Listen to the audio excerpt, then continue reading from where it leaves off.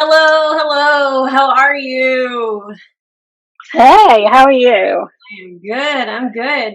So, we are here talking about basically anything we want about spirituality. And what I really love about this is that we get to talk to people in their daily lives, living their daily thing, and how they incorporate spirituality into it and what they know about living their life that has uncovered some sort of secret for them that maybe the rest of society doesn't know.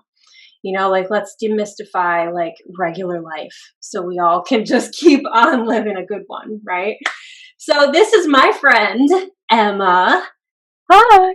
Emma is I met Emma about a year ago, maybe a little more than a year ago. We were in a thing together, a mastermind type of course thing, and we were like we hit it off right from the very beginning. So of course it was like Emma's got to be on and talk about her life too. So Emma, tell everybody about yourself and like what you do and what your spiritual life is like. So, I guess it's been a journey, as I think everybody's been on in the last year. It's been a lot. It's been a lot to take in. There's been a lot of uncovering, unearthing, revealing of a lot of stuff for a lot of people. And so in my world, I'm a nurse and health visitor by trade, and Can you tell this last the Americans what a health visitor is? Because we don't have oh yes, you not don't have them, not that yeah. much anyway. So basically, health visitors are public health nurses. We go into family homes and we support families from the birth of a child in terms of supporting parents when they become new parents, helping with lots of stuff that kind of goes along with that in terms of feeding, general parenting stuff, and how do I manage this thing that's just come out of me and I don't know what I'm supposed to do with it. Yeah. And everything along the way up until the age that kids go to school. So there's a whole spectrum in terms of things like children's development, monitoring that, supporting families when perhaps things have gone awry, supporting in terms of parenting and giving parenting strategies and advice, but also on the real kind of sharp end of the horrible side of parenting in terms of safeguarding and abuse, and real difficulties that families can get into in terms of the situations that they find themselves in, and trying to support families, because we know that children, whatever they experience when they are children at that really early stage, that they can be dramatically affected by their lived experience on a day to day, that will follow or can follow them into grown up life. So yeah, It's that's essentially interesting. what. We were just in my last conversation. I don't know what order I'll put them out in, but in a conversation with a woman named Cherie, she was telling me that she's just starting to remember things that maybe had happened to her a long, long time ago. So it's very interesting. I think a lot of people think little kids don't have any memories, so it's okay. Like whatever you do with them is okay, but it's not. It's not okay, and it sticks with you. Like in your energy, it sticks with you, I'm sure, in your behavior and what you believe about yourself. So yeah, I think what you do for a living is really important. And that, I think that's kind of what I wanted to talk about, because I started off my kind of spiritual side as just by really small things that I started to do for myself and started to realize, and things that I then soon realised during the last year is that a lot of women experience, men too, but I primarily work with women, but a lot of women have experienced in terms of not trusting ourselves, not connecting to ourselves, to our inner essence, kind of believing that we have to hand ourselves to something outside, because something outside is going to tell us what to do, how to be, what to think, what our experiences are, and all of those kind of things. and actually, in the last probably 2 months, I've had this realization of, actually, if we start to bring that back into parenting and how we parent our children, we reparent ourselves in that process, because we are taken back to the time when we were kids. And you know from my point of view, we were, kids were kind of seen and not heard. Yeah. Kids that kind of had an opinion or had a bit of sass about them were kind of naughty, and would need to be kind of shut up and all of that kind of stuff.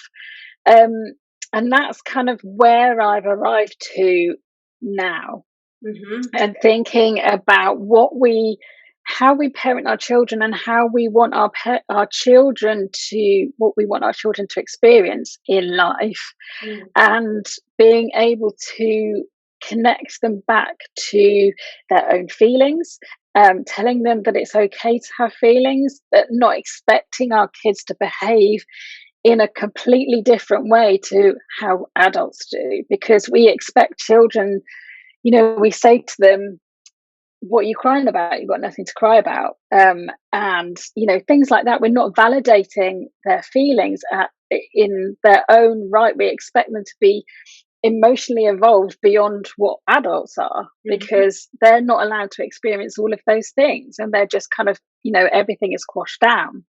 Right.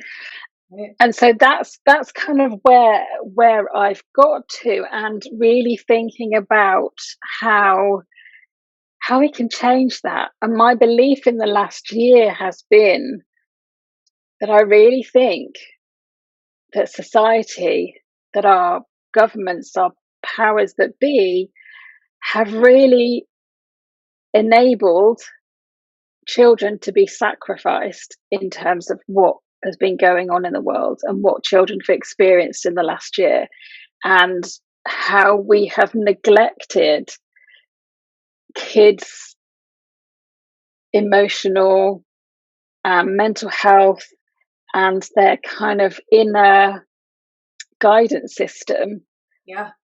Mm-hmm. and how kids how grown-ups have taken the kind of precedent over that. We've asked kids to kind of be put in the background, or almost put in the foreground, and saying, well, you've got to take this hit for the sake of all the grown-ups around you, because X, Y, and Z is going on in the world right now. Mm-hmm.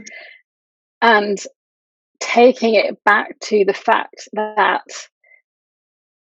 we need to have a massive rethink, because what children are experiencing now is having a massive impact on their well-being, in terms of what we want children to evolve into, who are questioning things, who are tapping into themselves, into what feels right for them. Mm-hmm. And things like, if kids are seeing masks everywhere all the time, they're not able to read people, to see who's safe to them, to tap into what they already know, because they're already reading those signals from other people, from the grown-ups that they see. And when people have got masks on, they don't know if that person is safe to them or not. They don't know, particularly children who have experienced abuse. They are already heightened to really be super aware of people's cues, of people's emotions, how they come across, how they look. What can they read in those faces? Yeah. And they can't read anything. Hyper vigilant for sure. Yeah, yeah, My only hope is that they adapt in a way where they are able to read people without seeing their faces, because it is quite scary to, I try, I don't know if I should do this or not, but in my head, I fast forward what's it like in 15 years for these kids, who are adults now, or, somewhere in the adult spectrum almost. And like, what is life like? You know, did they overcome this? Are they scarred? Can they read people? Can they communicate themselves?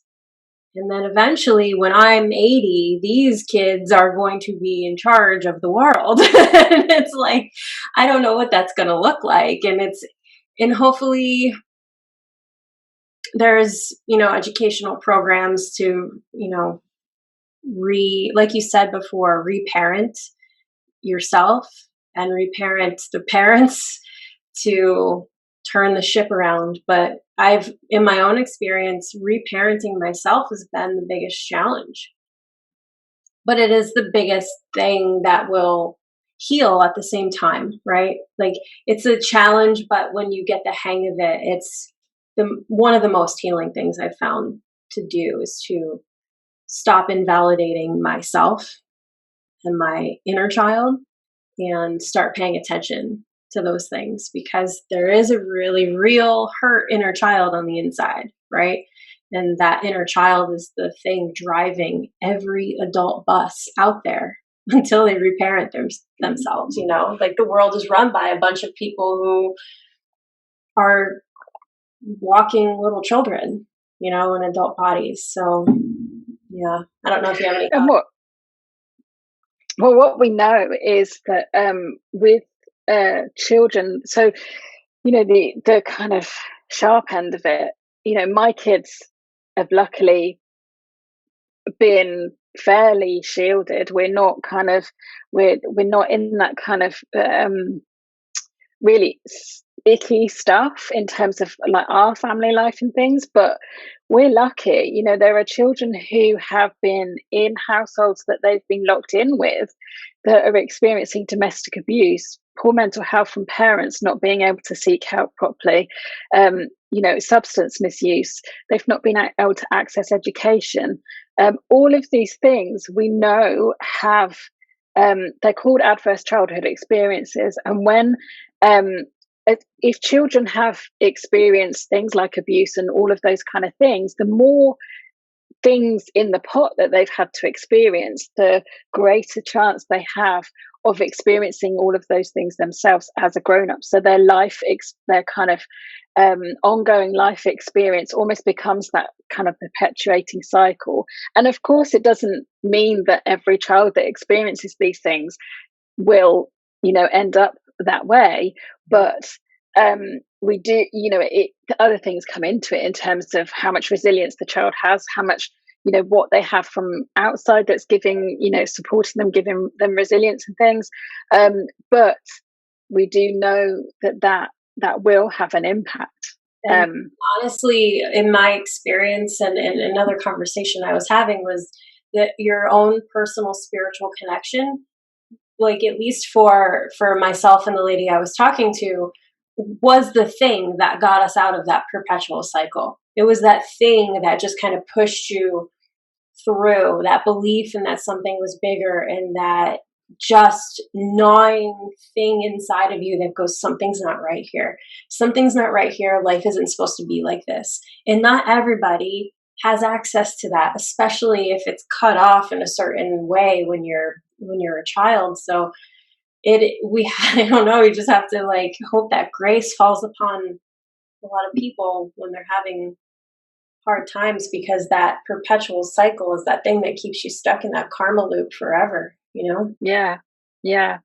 And that, that's kind of, and the hope then that we can interrupt that cycle at some point, where it becomes where you can, we can stop that, and it isn't a point of no return into this cycle continuing, that we get to be able to give families and parents and families the ability to stop, to be able to, but also, in terms of as adults, I think we have a responsibility to, those of us who can, those of us who aren't caught up in that kind of perpetual cycle, we're able to say, hold on, this is not right. And we need to stop what we're doing now, because we are sacrificing the children's well-being and the rest of their life course if we don't stop now. And if we can interrupt that, and if we can empower parents to tap back in, to kind of say, hold on a sec, what's happening with my children right now is not what I want for them. It's not what they need, and it's not what I believe is the right thing to be doing, and I don't think it's where we should be. And then we tap back into ourselves, and we're able to then decipher and discern what it is that we're willing to do. What is it? Where does our line stop So as individuals? if you had a very open-minded parent in front of you, what would you say would be like three things you would have them think about or introspect upon to help kids in general in this situation? I think I one of the things that I always say, even from we go out and visit babies like at 10 to 14 days old. Even at that stage, I will say to parents, be the parents that you want to be, not the parents that you expect or other people expect you to be, or the parents that you think you should be. Be the parents that you want to be. So you set out, you decide what it is that's important to you as a family unit, and that gets to be your starting point. So instead of thinking, well, I should be doing X, Y, and Z because everybody else is doing X, Y, and Z, so that seems to be the right thing to do, is to actually go back to the drawing board and think, what is it that how do we want this to be? What do we get to do?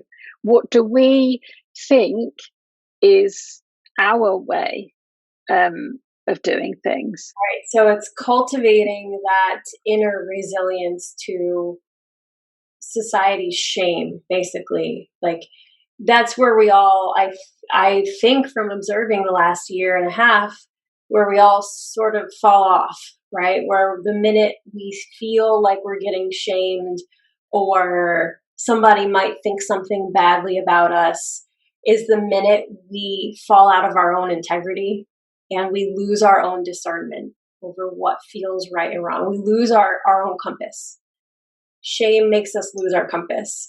And Yeah. so cultivating that resiliency of almost not caring if what somebody else is thinking about your parenting is really important for the sake of your child's health and the sake of your own, really.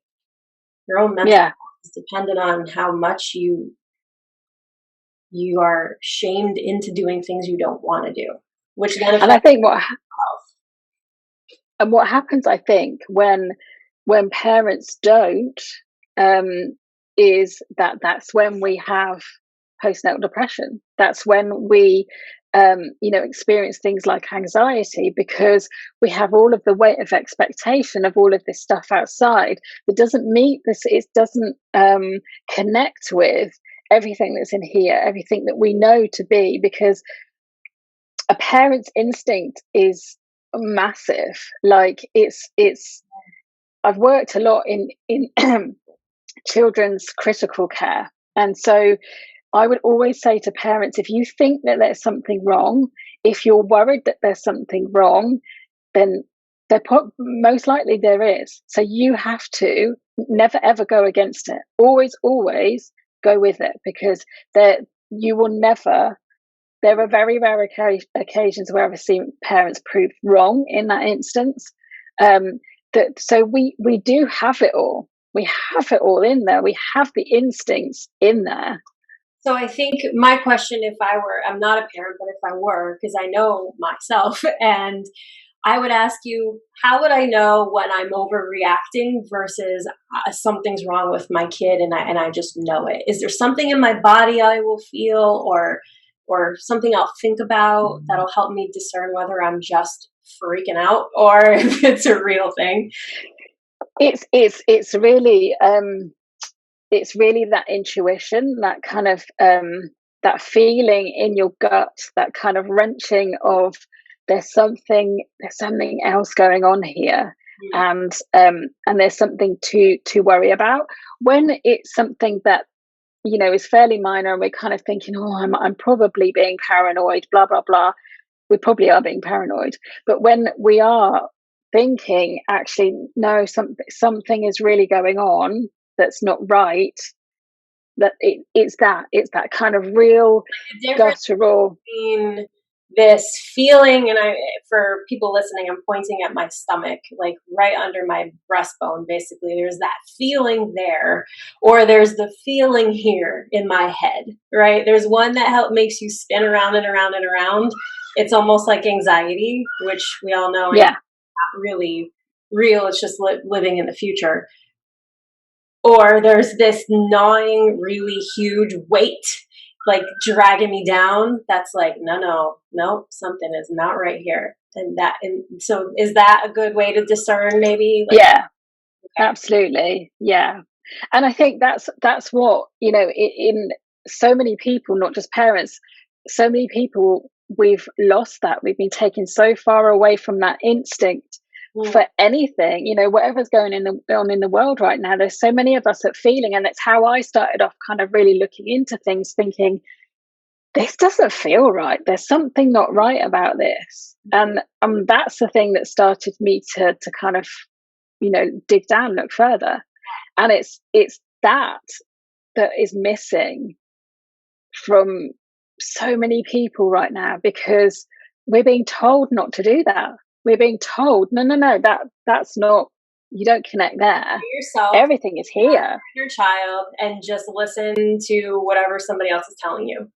That is what we're hearing right now a lot. And that bothers me on a very practical level, because every time you deny that urge, because you might be called a conspiracy theorist and you get shamed about that, to deny that urge that something is wrong is to deny your own self, to deny your own reality. You're gaslighting yourself. And you're gaslighting this really little child that lives inside of you that's trying to get your attention. Like, yo, dude, like something's not right here. And you just squash it and put it down because somebody told you somebody else is more qualified than you to think about this. And there's nobody more qualified to think than your own self. Like, you can think, fine. Like, just think. Doesn't mean you're going to act on it. Doesn't mean you're going to go out there and share it with the world, but think about the thing that's pulling you down. So we've got resilience. You would tell parents, let's work on resilience. Let's work on our instinct or our discernment. Is there anything else you would say to like help parents find their own North Star in this situation? Um, I think especially over this last year, to really, professionals don't know best. Always. We hold people like me in this high esteem of, well, they must know. They must know better because they've done all of this stuff. Doctors must know. They must know better because they're doctors. Just by virtue of the name badge, they're a doctor, and they know more than I possibly could. And it's not always the case. And I think we have to look and see, okay, well, does this advice, does this stuff, evidence, does this make sense to me? Is this what I'm seeing? Is this what I'm experiencing? And to also look into other avenues, not just the kind of medical, allopathic side of things, because there's so much more than that. And there is a lot of good that comes from that. But in the last year, we have held for too long this profession, this kind of section of society, as all seeing, all knowing, all doing God. Mm-hmm. And it's not. There's so much wrong with it.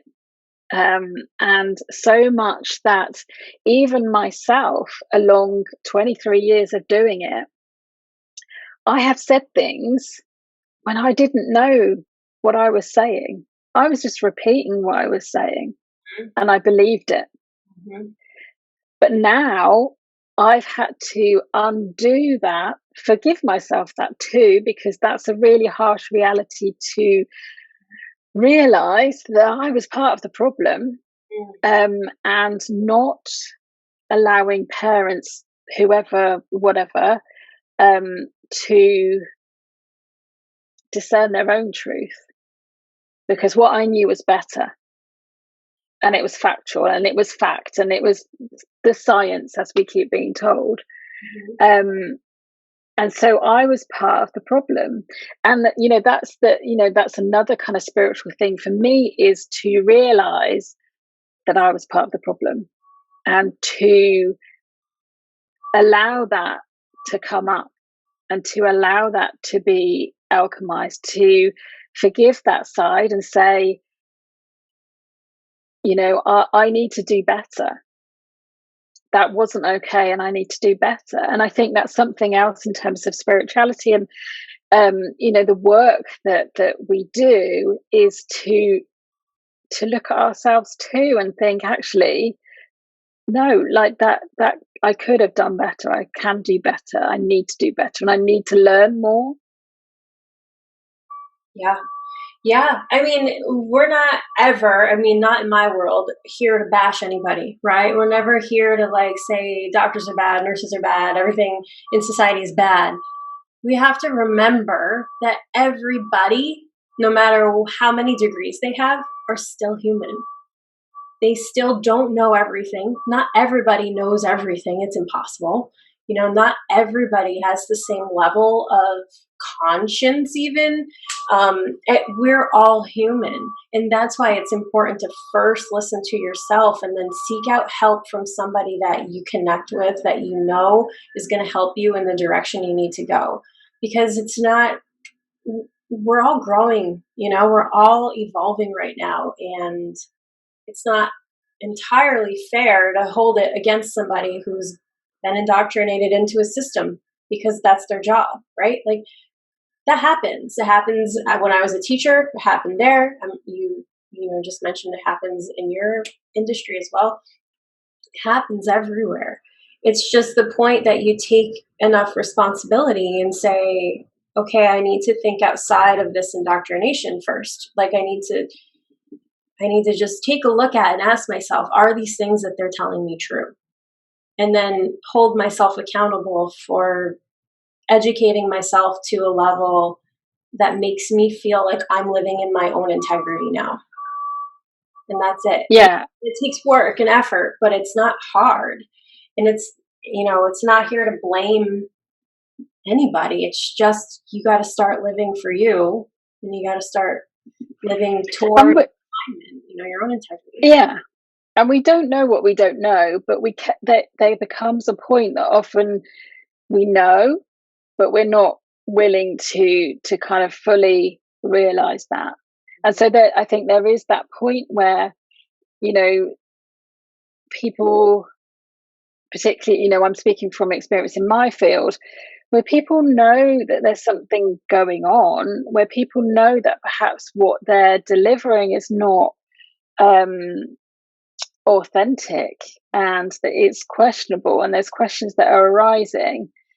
So we can, if we don't know, we don't know, and that's fine. But there's sometimes that crossover point of not knowing, but knowing, kind of that knowing inside of Mhm. feeling that it's not right. Well, if anybody out there listening or watching is on the fence of like being afraid to go really in and deep and going, shit, this is not what I think it or thought it was, right? And I need to now go deeper. Both of us are sitting here today in front of all of these people we're going to watch and say it's safe on the other side. It's And safe it's safe to for yourself. say, It's safe to question. You're going to be okay. It'll be uncomfortable for a little while where parts of your ego are dying, but you're going to be fine. You're going to be safe on the other side to think deeper than what you've been taught before. and it's safe to say to the right people, um, because it has to be the right people, because we've experienced saying it to the wrong people. It's safe to say, I need help with that. I was wrong, or I don't get this, or that there's something that I need help in uncovering. But find the right people, find the people that you're safe with, that you feel safe Mhm. giving that to, because it needs that kind of real nurturing, safe place to let it land for a bit. Exactly.